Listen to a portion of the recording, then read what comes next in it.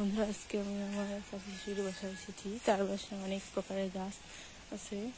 আমার চাচা শ্বশুরটা অনেক শৌখিন, বিভিন্ন প্রজাতির গাছ লাগায়। এই যে এটা হচ্ছে একটা জামরুলের গাছ, এটা লাল জামরুলের গাছ। এই যে জামরুল এখনো ধরে নেই, এর কিছুদিন পরে ফুল আসবে। পাতাগুলো কিন্তু অনেক বিশাল, পাতাগুলো বড় বড়। গাছটা কিন্তু বেশি বড় নয়, কিন্তু প্রত্যেকবার অনেক জামরুল ধরে। তারপরে এই পাশে আরও আছে ওই জামরুলের গাছ দুইটা, এগুলো তো সাদা জামরুল ধরে।